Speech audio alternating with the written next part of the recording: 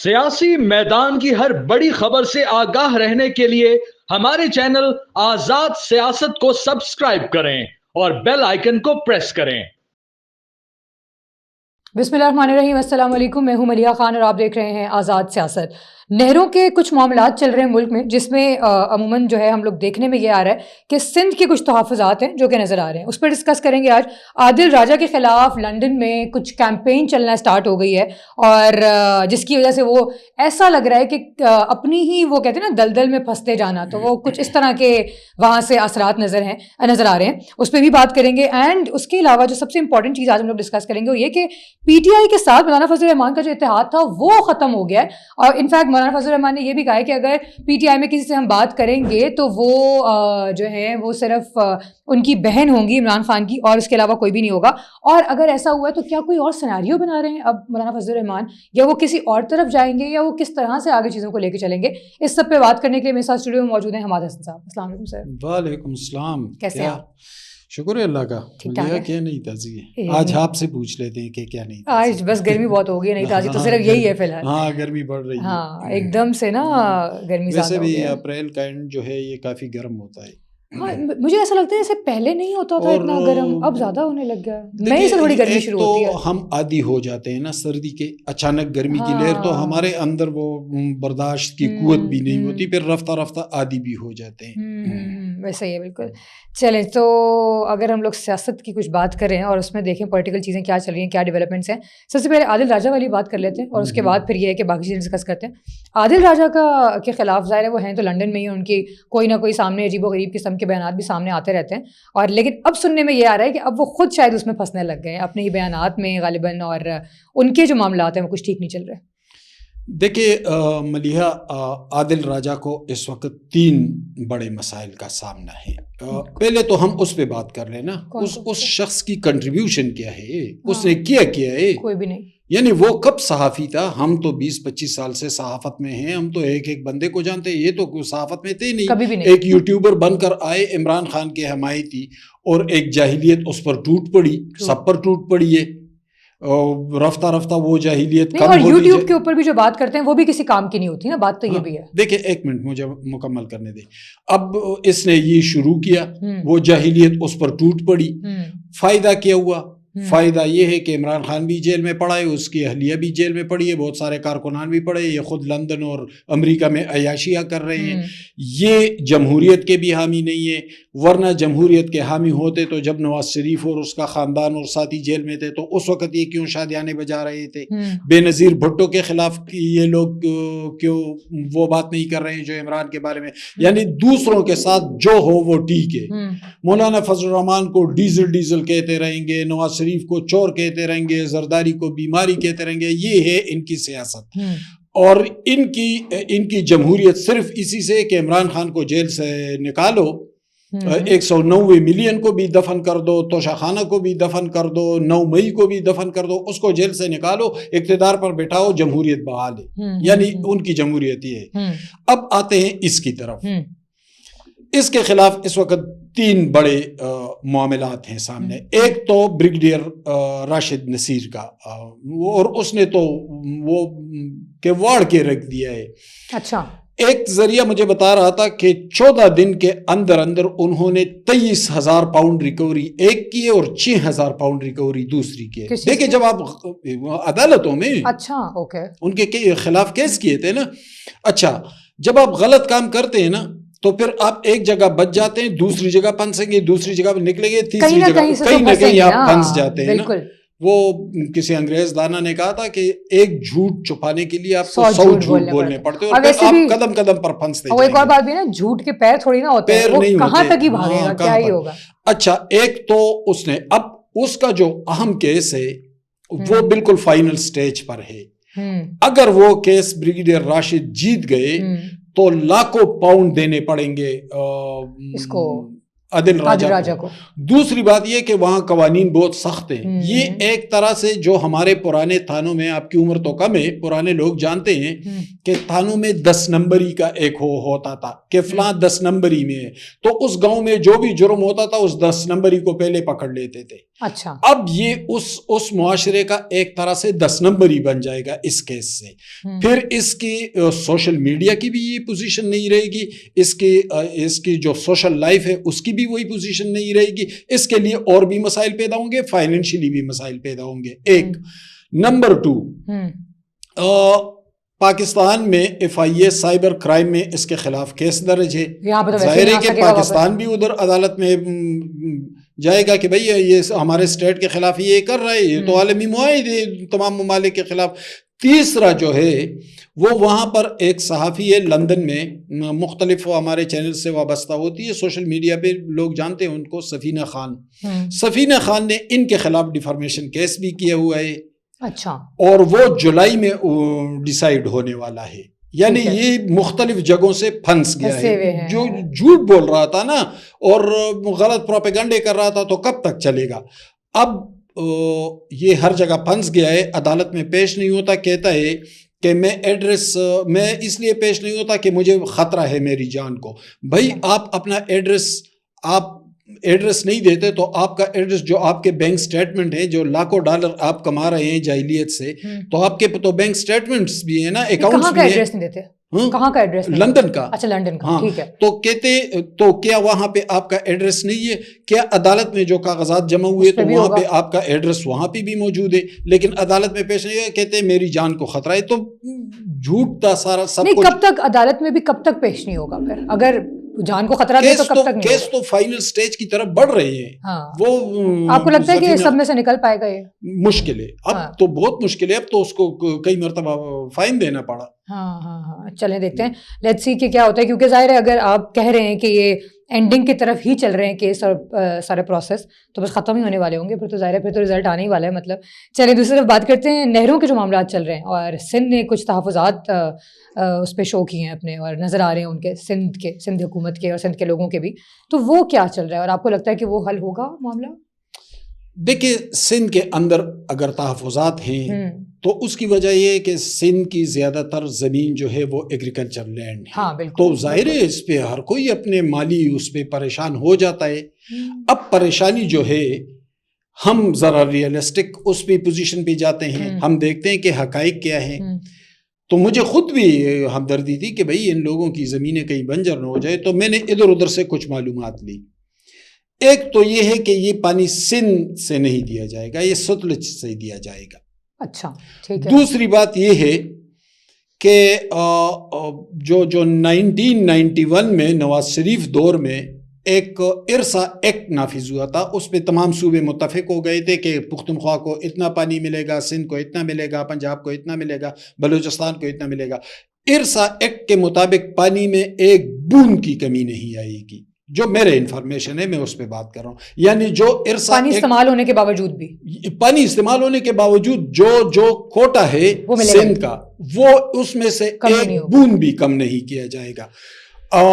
دوسری بات یہ ہے, فائدہ اس کا یہ ہوگا, اگر ان کو اپنا پانی ملے پھر تو احتجاج ہی نہیں ہونا چاہیے. البتہ اگر ان کا پانی کم لیا جائے تو پھر ان کا احتجاج بجا ہے. لیکن جو اس وقت تک میرے پاس انفارمیشن ہے وہ یہ ہے کہ ارسا ایکٹ کے مطابق جتنا ان کا کوٹا ہے وہ پورے کا پورا ملے گا. اگر پانی مل رہا ہے پھر تو سرے سے مسئلہ ہی نہیں ہے. لیکن دوسری طرف یہ پھر وہاں پہ کیوں اتنا, وہ مطلب ان کی طرف سے کیوں اتنا ایکشن لیا تحفظات ہے نا, خوف ہوتا ہے نا, خوف ہوتا ہے. ابھی تو حقائق تو پوری طرح سامنے آئے نہیں ہے, پریکٹیکلی تو کچھ ہوا نہیں ہے, تو ان کے تحفظات ظاہر ایک خوف تو ہے ان لوگوں کو. زیادہ تر کسان ہیں, زمینوں والے لوگ ہیں, تو ان کے تحفظات. لیکن ڈیسائیڈ یہ ہوا ہے کہ ارسا ایکٹ کے مطابق کسی کا پانی نہیں کاٹا جائے گا. اب سندھ کو پورے کا پورا پانی ملے گا. اب اس کا فائدہ ایک کیا ہوگا, یہ 12 لاکھ ایکڑ زمین ہے, زیادہ تر جنوبی پنجاب سائٹ پہ, چولستان اس سائٹ پہ, تو 12 لاکھ ایکڑ زمین سیراب ہو جائے گی. اگر یہ میں کچھ انفارمیشن دیکھ رہا تھا تو اسی طرح کا ایک فیصلہ ہندوستان میں اندرا گاندھی نے بھی کیا تھا.